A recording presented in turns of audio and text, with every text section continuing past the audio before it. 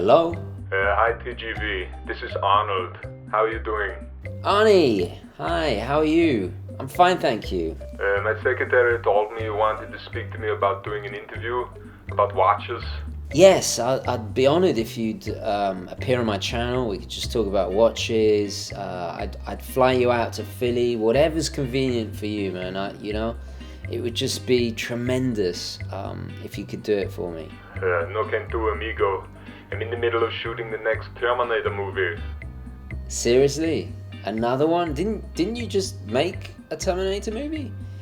Arnie, listen, I've told you before, the first two were amazing, but come on, it's time to let that franchise go.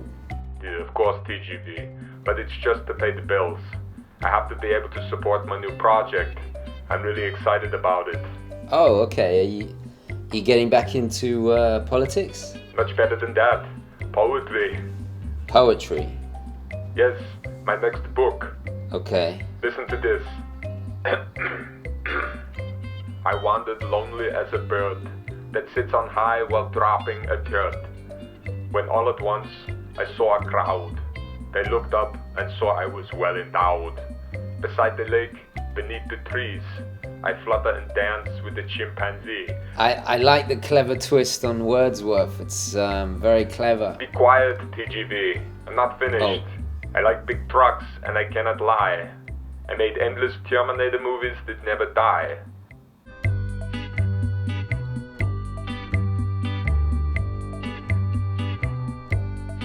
Her pretty pillows jiggle like soft marshmallows. Zing zang zoom, bing bang boom, fantastic, excellent. Arnie, I have to go. My battery's dying.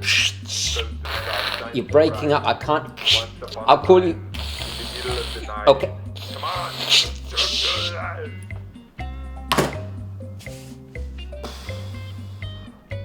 Poetry. Oh my god.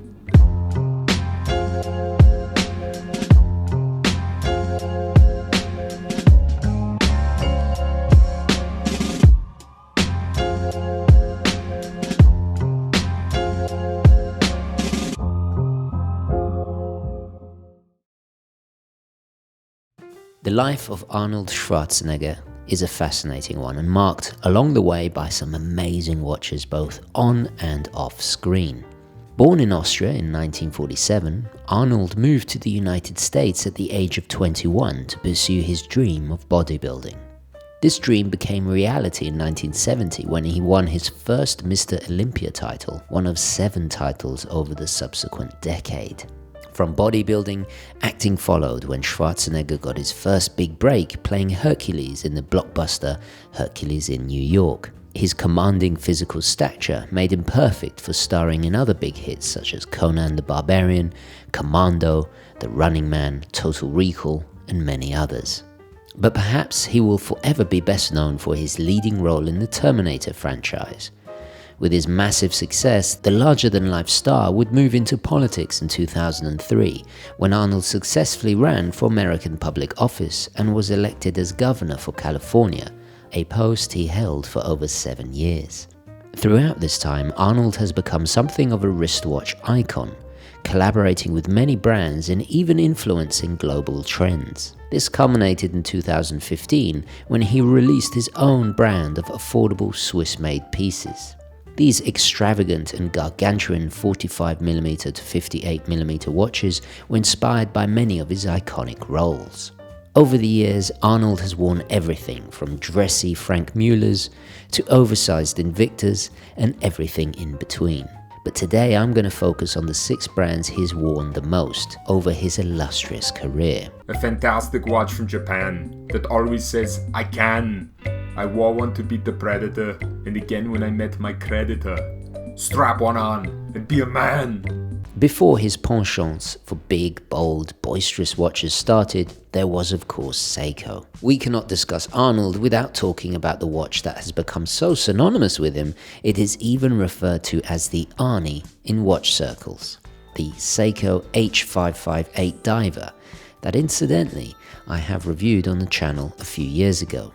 But this watch is not only special because he wore it in 5 of his most lovable movies, it has also made horological history. As we know, Seiko pioneered quartz watches in many different forms, and the H558 was the world's first serious ani-digi 150-meter quartz diver to feature a digital chronograph and alarm. The H558 Arnie was introduced in 1982 and made until 1990, and was recently reissued after much demand by Seikoholics and serious watch enthusiasts. At the time, it was groundbreaking and futuristic, but with a functional brutalist shrouded case design based on the brand's long-established tradition of making professionally respected dive watches. It was perfectly cast in the 80s action-packed classics like The Predator, Commando, Raw Deal, and The Running Man, but perhaps not so much in the buddy comedy Twins. However, the fact he wore it in all these movies proved it was his own and brought a sense of verisimilitude no brand could ever mimic with ambassadorship. What makes this watch so prominent and special beyond all others we will talk about in this video is that it was actually even modded with a special prop version in the movie Commando. This crossing of the line from real-life ownership into movie screen plot device was a world first and would later be repeated, not so successfully, with AP. There once was a man called John, whose daughter was suddenly gone. He used his Casio to tell time and Bennett's plot to undermine, and that's how the day was won. Casio is often a brand that gets overlooked when talking about Arnold, but from my research it appears he has worn several watches from the brand over the years and is probably the most frequently worn in the movies from his personal collection. The Casio most notable, due to its horological significance, was also featured in The Running Man. Aside from the Seiko, of course, you can clearly see him wearing the historically important G-Shock DW5500C-1. This was first released in 1985 and is considered revolutionary at the time. We have to remember this was very much the early days of G-Shock, and their legendary toughness that would go on to change the world was still proving itself internationally. It had an even more square sci-fi retro look with distinctive red pushers compared to the very first G-Shocks of 1983. After the success of the original DW5600, this new, bolder look was introduced, aimed to be the future of G-Shock. However, history proved otherwise. It became a rarer, lovable fluke, and these days the original short-lived DW5500C-1 is revered and highly sought after by hardcore G-Shock collectors. Arnold's tastes for ani-digi watches would return and dominate the films of the 90s, but this time not a modest 42mm Seiko, but Casio, and the start of his larger watch trend. Essentially, it was the Casio AMW320, at around 45mm in diameter, but with different dial and bezel combinations. While not as revolutionary as the Seiko, it was Casio's longest running ani-digi watch. Quartz-based, with 100 meters water resistance, and a sort of diver field analog and digital hybrid. It would first be featured in the 1990 hit comedy Kindergarten Cop, with arguably the most famous configuration, with a gold champagne dial. Then a few years later, in 1993's self-aware spoof action comedy Last Action Hero, but this time with a black dial version. The same AMW320 would reappear in perhaps one of the greatest action movies of all time, True Lies, in 1994, proving it was indeed Arnold's own watch, and just like the famed Seiko before, not mere costume. This Casio would appear for the last time in 1996 with the Christmas comedy Jingle All the Way. Casio still remains one of the most frequently worn brands, and another example of his personal watches crossing over from real life into the many cinematic universes. I was given a watch by Sly, an Italian called Panerai. I wore it in a razor while shooting a big laser and making the baddies go bye-bye. As the 2000s got closer and the larger watch trend boomed, the watch world finally caught up with Arnold, and he turned to Panerai in a big way. The largest of which was a 60mm diameter Radiomir Ediziano PAM 341. In my recent Panerai video, we discussed how fellow Hollywood action star Stallone had helped raise awareness of this formerly Florentine turned Swiss acclaimed dive watch brand. Well, it was in fact Stallone that actually put Arnold onto the brand in the first place, eventually gifting him a special manual wind Pre-Vendome Luminor Panerai daylight reference 5218203A. That same year, Arnold would wear one on screen in the 1996 action movie Eraser. The 44mm automatic Luminor Marina Panerai that featured in the movie sparked much speculation if it was product placement or not. However, it must be said, whether this is fact or fiction, it was a great implementation of a tool watch cast in a fitting role, especially considering the military context of the movie and the history of the Decima Flotilla Mass elite combat divers of World War II that made the watch a legend in the first place. Many of these watches can be seen proudly being enjoyed and worn by Arnold to this day. Once again, movies imitating life and vice versa. The watches from AP are no joke, just like me, the Austrian oak. They help Terminator tell time and keep the future in line. I bought one and now I'm broke. Unlike the previous brands, AP has a very long and special relationship with Arnold that ultimately saw the brand make no less than 11 automatic watches in collaboration with him. Interestingly, more than any other celebrity in the brand's history. So much so, one of the most popular of these collaborations has been the All-Star watches. This was a massive 48mm chronograph milled from solid rose gold to honor the All-Stars after-school adventures. This is a non-profit that Arnold set up to help underprivileged kids have a place to go after school. Like Seiko defined his 80s movies, Casio for the 90s, it would be AP, featuring more than any other brand in his movies of the 2000s. Once again, he went big, and the natural choice was the audacious Royal Oak Offshore. The Offshore is the bodybuilding, more trendy, beefed-up cousin of the world-changing watch Gerald Gentry introduced. The first movie to feature an AP was the 1999 supernatural thriller End of Days.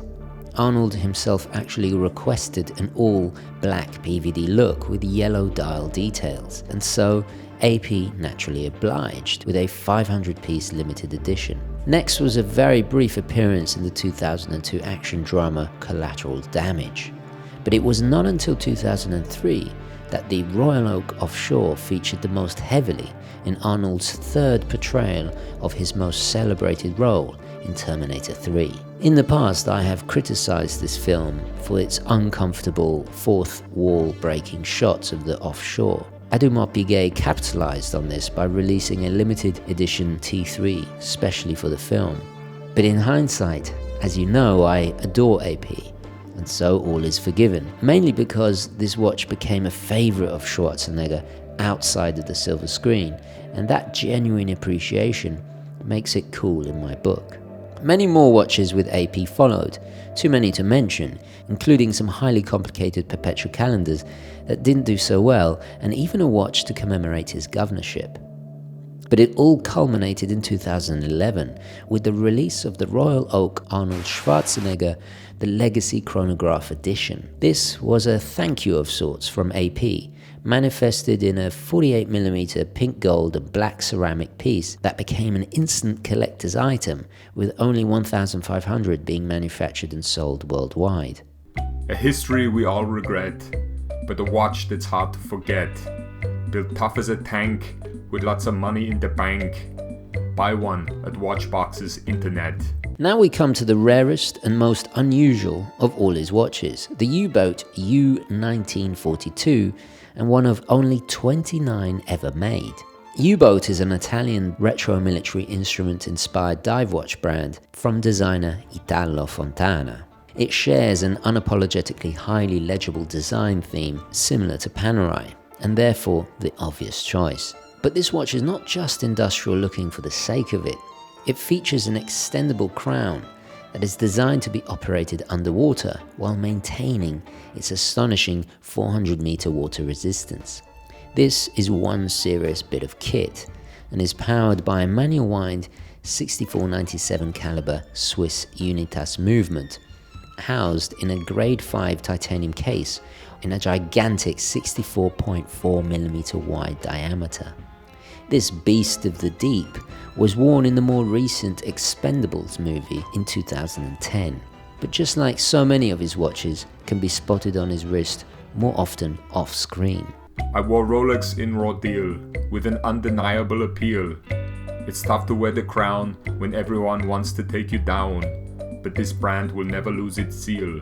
While Seiko may have been his dominant watch of the 80s, Rolex did appear several times and reportedly remains one of his favourite watches in his collection. We all know by now how important the automatic GMT Master was to the history of watches, being one of the first to be able to track a second time zone, a result of a collaboration between Rolex and Pan Am Airways in the 1950s.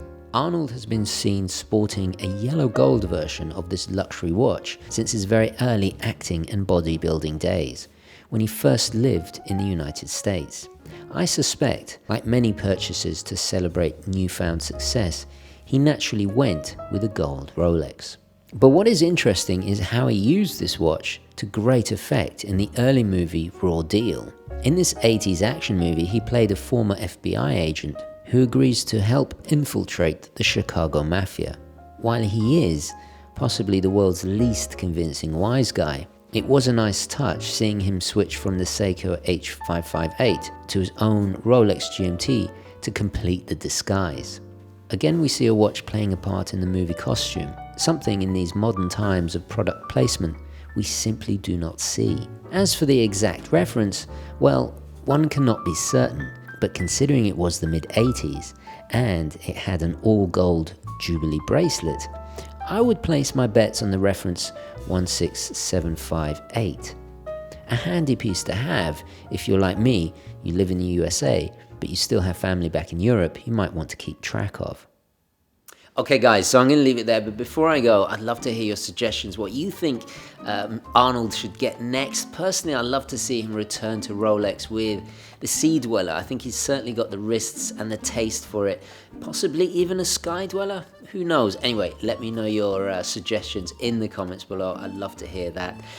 Lastly, a massive thank you to Duncan Casey of the aptly named Valverde broadcasting channel. I'll leave a link down below in the description. Do subscribe to them. Fantastic channel all about movies. I've appeared on there twice, hopefully again in the future. But yeah, Duncan the legend. If you've followed my channel, you'll know about Mr. Casey and his immense talent. So thank you so much, man. I really do appreciate it. Of course, last quick wristwatch check. He's a fellow Pepsi owner as well. GMT in honor of Arnold, obviously. So yeah, I'm going to leave it there. I'll be back in the next one. No, I'm not going to do the Arnie impression, but yeah, thank you so much for watching. Please don't forget to like this video if you enjoyed it and found it useful. And as always, guys, I'll catch you in the next one. Hasta la vista.